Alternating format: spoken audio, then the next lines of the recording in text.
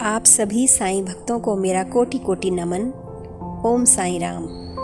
माननीय श्री गणेश कृष्ण खापर्डे जी, जो कि अमरावती के सुप्रसिद्ध वकील, विद्वान, राजनेता और भाषाविद और वक्ता थे, उन्होंने सद्गुरु श्री साईनाथ जी से आध्यात्मिक संरक्षण को प्राप्त करने के लिए 5 बार शिरडी की यात्रा की।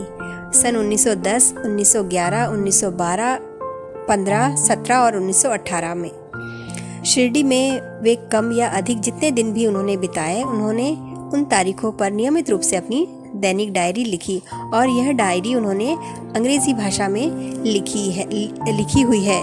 जो इसकी ओरिजिनल कॉपी है वो इंग्लिश लैंग्वेज में लिखी हुई है और जिसको कि अनुवाद किया हिंदी में सुश्री डॉक्टर कल्पना भाकुनी ने, और उन्होंने पूरा न्याय किया है इसको लिखते हुए। इसको जब हम पढ़ते हैं और ऐसा लगता है कि जैसे मानो श्री खारपर्डे जी ने कलम से अपनी दैनिक डायरी हिंदी में ही लिखी है। सद्गुरु श्री साईनाथ जी की सेवा में समर्पित इस कृति का आशा है सभी साईं भक्त जन सहर्ष स्वागत करेंगे, क्योंकि यही एकमात्र ऐसा दस्तावेज हम साईं भक्तों के पास उपलब्ध है जो कि जिसमें कि पता चलता है कि बाबा द्वारिका माई में जब रहते थे तो अपने भक्तों के साथ उनका कैसा तालमेल था, वो कैसे किस्से कहानियाँ सुनाया करते थे और किस तरह का उनका व्यवहार था।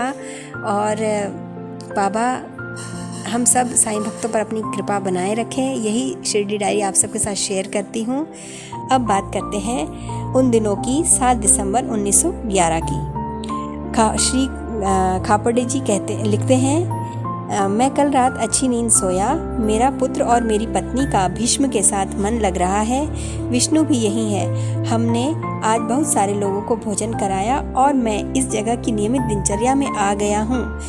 मैंने बाबा साईं महाराज को जब वे बाहर जा रहे थे नमन किया और उनके द्वारिका माई में लौटने के बाद और फिर से शाम को बाद में फिर से जब वे सोने के लिए चावड़ी गए तब दर्शन किए।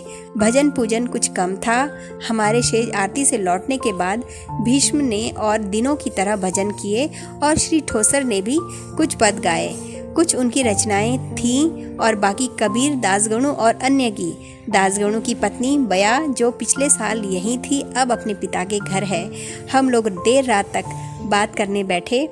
रात को माधवराव देशपांडे ने हमें बतलाया कि दादा केलकर का बाबू नाम का एक भतीजा था। साईं महाराज उसके प्रति बहुत दयालु थे। वह अब जीवित नहीं है और महाराज आज तक उसे याद करते हैं। श्री मोरेश्वर विश्वनाथ प्रधान, जो कि बम्बई में एक व्यावसायिक वकील हैं, साईं महाराज के दर्शन करने आए। उनकी पत्नी को देखकर साईं महाराज ने कहा कि वह बाबू की माँ है। बाद में वह गर्भवती हुई और बम्बई में उसके प्रसव के दिन यहाँ साईं महाराज ने कहा कि उन्हें पीड़ा हुई और यह भी कहा कि जुड़वा बच्चे होंगे और उनमें से सिर्फ एक ही जीवित रहेगा। ऐसा ही हुआ और जब श्रीमती जी प्रधान अपने छोटे पुत्र को लेकर यहाँ आई तो साईं महाराज ने उसे अपनी गोद में लिया और पूछा, क्या वह इस जगह आएगा? और 2 महीने के उस बच्चे ने बहुत साफ जवाब दिया, हूँ। बोलिए साईनाथ महाराज की जय।